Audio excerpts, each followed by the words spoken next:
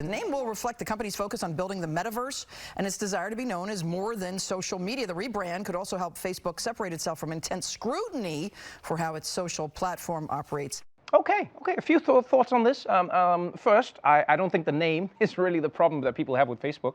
Yeah, society's like, yo, you guys are destroying democracy, and Facebook is like, we hear you. What if we went by Bookface? Second, if you want to change your image, I don't think you should trust Mark Zuckerberg to do that. I mean, have you seen this man's haircuts?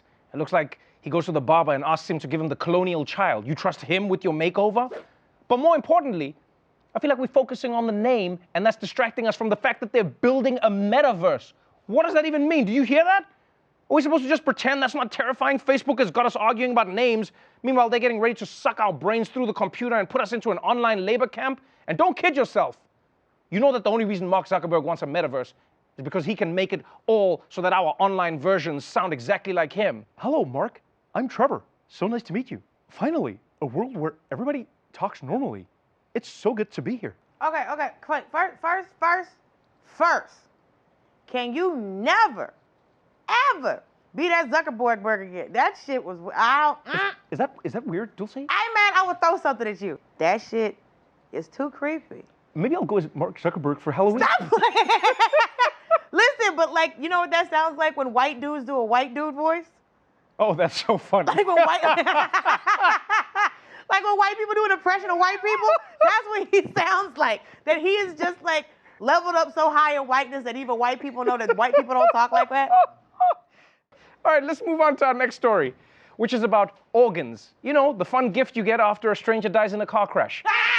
And for people who need an organ transplant, there aren't a lot of options, right? Artificial organs don't work well, and it is really hard to find a human organ donor. People are really attached to those things. But there might be a third option soon, because yesterday, right here in New York City, doctors successfully transplanted a kidney from a pig into a human.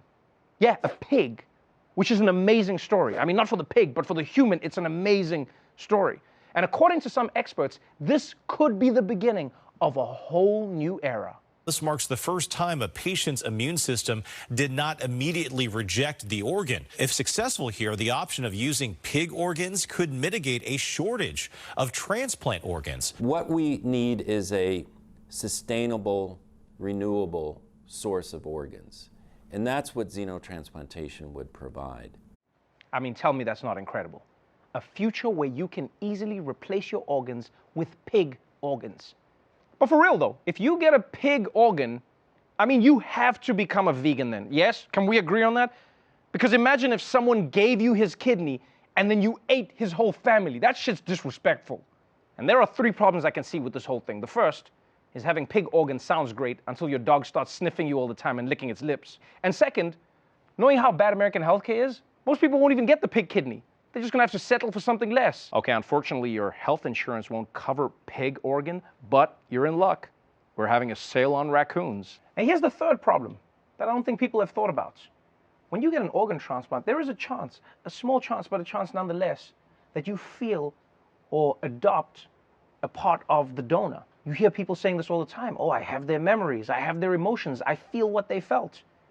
What happens if you get an organ from a pig? Yeah, like what if Trevor gets a pig kidney? And all of a sudden, I'm like walking around in the streets. And then all of a sudden, I'm just like, these truffles? Truffles? Truffles! Truffles! What rich neighborhood do you live in where you could walk down the street smelling truffles? I don't know why we're so impressed. Didn't we do a baboon heart in the 80s?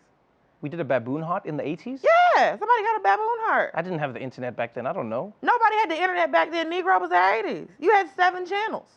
So, I know there's a lot of things that you can transplant. Like, you can transplant all the organs. The only thing that I'm thinking about, if someone has to have, like, an intestines transplant from a pig, then they're just going to be full of chitlins. And that's all I can think about.